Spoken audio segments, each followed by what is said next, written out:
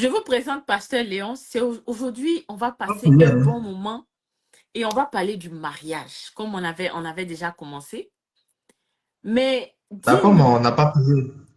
c'est vrai que j'avais prié au truc, mais allons-y, je te laisse. Bénis-nous. Voilà, on va laisser Dieu guider ce moment. Adonai, nous te rendons grâce, nous bénissons ton nom pour ce temps. Seigneur, notre Dieu qui t'est dédié, je prie que notre intelligence, notre sagesse, notre esprit soient entre tes mains. Conduis toutes choses, parle au travers de nous, Seigneur, pour apporter, Seigneur, notre Dieu, un conseil, une délivrance, Seigneur, une vie à une âme, Seigneur, notre Dieu, qui s'était déjà abattue. Je prie que toutes choses, Seigneur, soient sous ton contrôle, et que ton esprit, Seigneur, nous conduise et nous remplisse, Seigneur, pendant ce moment de sa puissance. Dans le nom de Jésus-Christ. Amen. Amen, amen, amen. Oui, maintenant tu es là. On va parler. Aujourd'hui, on va parler du mariage. C'est quoi? Vous pouvez nous donner D'accord? je vais dire, le côté spirituel du mariage. Parce que nous, on apprend avec vous. Donc, on veut savoir quelle est la définition du mariage selon Dieu. D'accord, donc ta question disait que c'est quoi le mariage selon Dieu, c'est ça? Oui, c'est ça. Ok, d'accord. Disons d'abord que c'est une question qui relève d'un enseignement.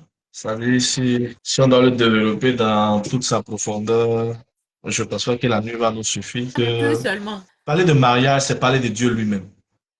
Hmm, Parler de mariage, c'est parler de Dieu lui-même. C'est parler de la fidélité, parler de la loyauté, parler de son projet en créant l'homme. Parce que quand on prend l'homme, l'homme est l'image de la justice de Dieu. Quand on prend la femme est l'image de l'amour de Dieu.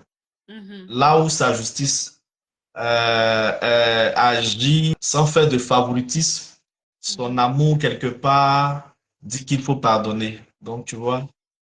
mhm, Ben bon, si on veut aller terre à terre pour ne pas rendre les choses assez mystérieuses. On dirait que dans le plan de Dieu, euh, c'est deux personnes qui mettent ensemble et qui prennent engagement, d'abord, un engagement de mhm, s'aimer, mhm, de, d'être fidèle, mhm, d'être loyal et de s'aimer jusqu'à la mort, de s'aimer jusqu'à la mort. Et à l'intérieur, tu verras tout un package, comme j'ai commencé déjà à en parler tout à l'heure, où je parlais de la justice et de l'amour, je parlais de l'orgueil et puis de la soumission.